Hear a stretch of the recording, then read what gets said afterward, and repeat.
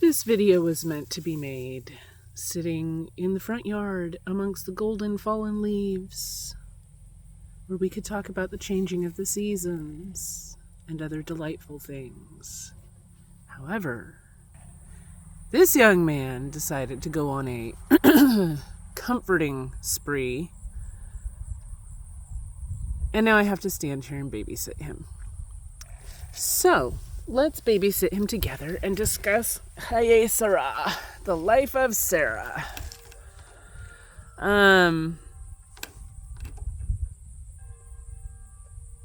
Which this parsha actually begins with the death of Sarah. And you think, how odd. Why would it be called that when most of it's not really about her? But I would argue that in the archetype of matriarch, this parsha is absolutely entirely about her.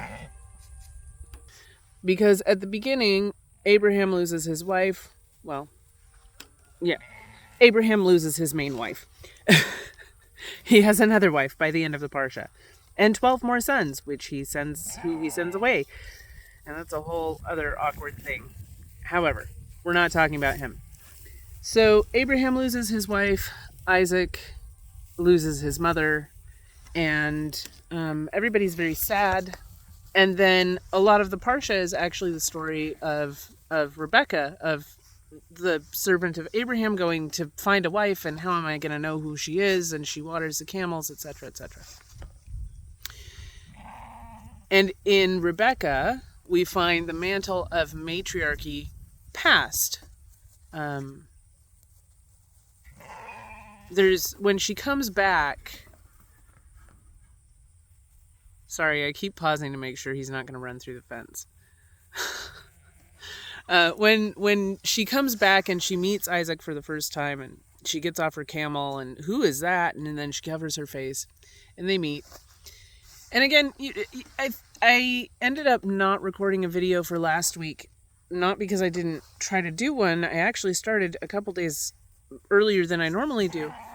Thought I'd give myself the whole week because it was so meaty, and it ended up, I pulled a message from it that I was directed away from, and then the message that I got was very long, and I didn't really feel that it was to share. I thought it was for me. He's so angry. This week's parsha was shaped absolutely by the events of my week. I have been in touch with many deaths this year. This Gregorian year and this Jewish year. And some of them have been in my family, some of them have been extended family, and some of them have been friends' losses. But in some way I've been involved with all of them. And it's not the first time that I've been around loss and funerals. It just feels like there's been more this year than other years. I'm not sure why.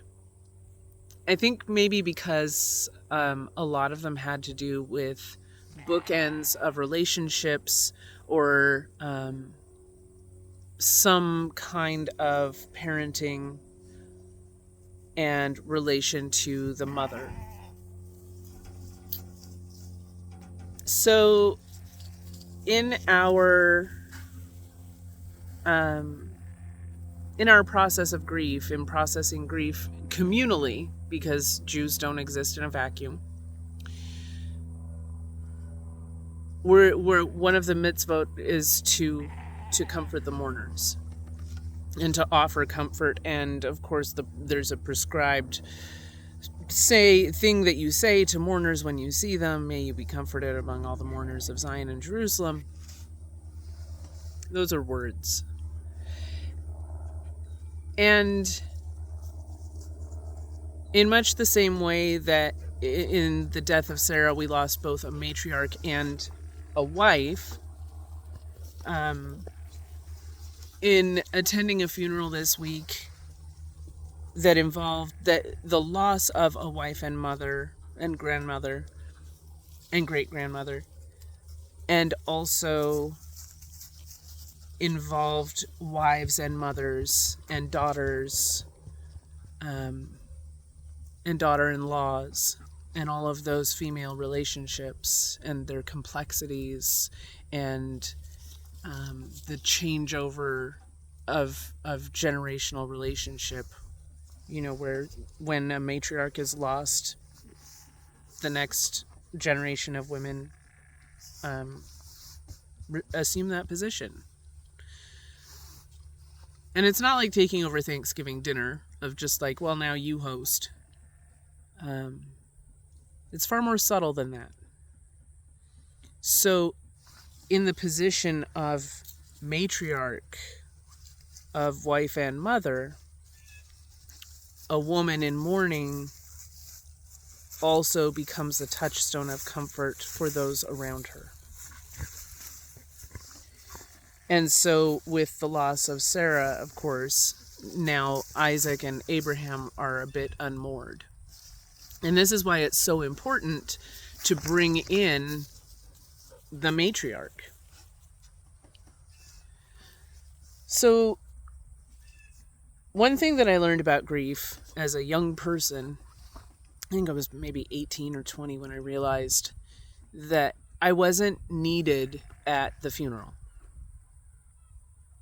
People didn't need my comfort in the immediacy of a passing. When they needed comfort was at the year mark, was 6 months after, was 2 or 3 years later.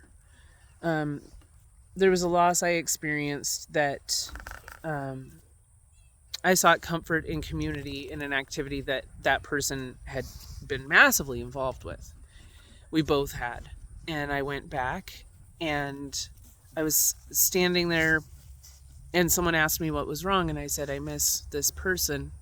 And the response was, who? I don't think it had even been 2 years.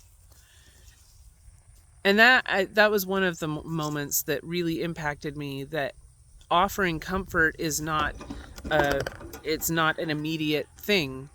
It is far-reaching. And we see this in this week's Parsha when Abraham mourns Sarah and Isaac mourns his mother, and then Isaac leaves. He goes out into the wilderness and he's just he's literally adrift. He's just doing his own thing. Until Rebecca comes and makes an effort to know him. And he takes her as wife, and it says that she offers him great comfort and that he heals from the loss of his mother. So what did she do? I mean, we know that she's a great caretaker because, and full of chesed, right? Loving kindness, because she took the time to offer this stranger water and then also all of his camels. I don't know if you've ever seen a camel drink. And it says in the Parsha that she didn't just offer them water. She said, I'll stay here until they've had their fill, right? Until they're done drinking.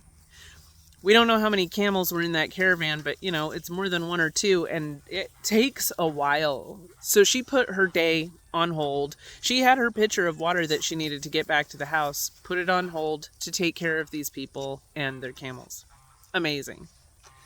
And then she goes back to her mother's house, and I can only imagine what what that conversation was like. She walks in like, look, I watered some camels, and now I have all this gold jewelry. Like, don't be taking jewelry from strangers. But her brother and her father are like, hey, cool, dude's rich. You should check that out. And they do offer her a choice. Obviously they're courting this servant and tell me about your master. And, oh, he's rich. Cool. He's looking for a wife. Great. We've got some single women. But they offer her a choice, and they're trying to bargain and say, we'll leave her with us for a year. And he says, no, I'm going now. I'm going back to Abraham. She can come or not. Tell me if I should find a wife somewhere else. And so they bring her in and say, will you go with this man right now or no? Can you imagine? Can you imagine? You've never met these relatives. They're in the same family tree. Never met them. Don't know them. Don't know anything about them really, except they're rich. Um, you can stay here with your mom and your sisters and your brother and your dad and your family and keep watering camels. Or you can go out into the wilderness with this guy and marry some guy you've never met. He didn't come with. What if he's mean? What if he's ugly? What if rich is not everything. She gets up on that camel. She's like, yeah, I'm going to go. And I have to imagine that at some point in the conversations, either before they left or on the way back to Abraham, that they had, she took the time to get to know them. And she must have felt, I can be of service here. Everybody at the funeral this week said the exact same thing. And it's because, for some of them, it was because somebody else's mom had died 2 weeks ago, and they had all seen each other at that funeral. But I stood there in the funeral home and listened as people came in for the service. And it was, oh, hate to see you like this. We should stop meeting here. Sad to see you under such circumstances. And these are not the mourners. These are guests. These are attendees. And all I could think is, this is exactly how we should be meeting. Exactly. This is what community is for. If you only see each other under happy circumstances, if you only serve for the good times, if you're just there for the party or the easy things, what kind of relationship is that? We should want to, not that we should want people to die, never that. We should long to be there for people in the way that they need, hi Ted, at the time that they need us the most. We should be prepared for that calling. Because we're all going to be there one day too, over and over and over throughout our lives.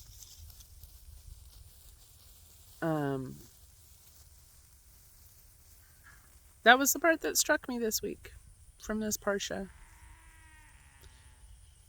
Assuming the mantle of mothering, and that goes for men too.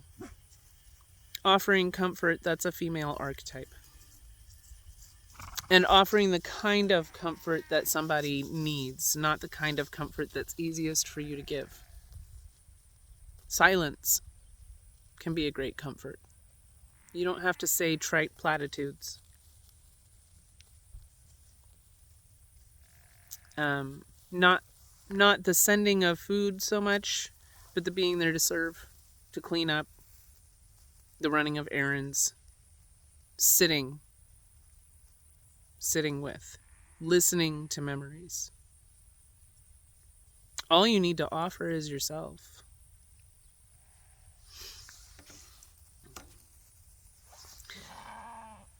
I hope that made good sense.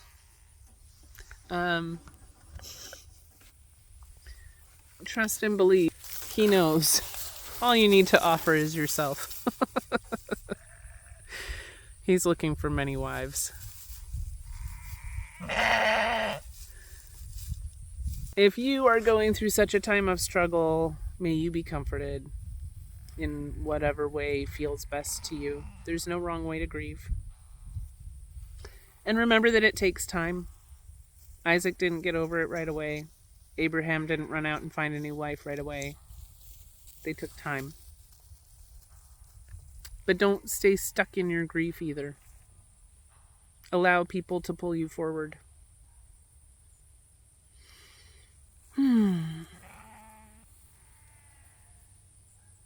See you next week.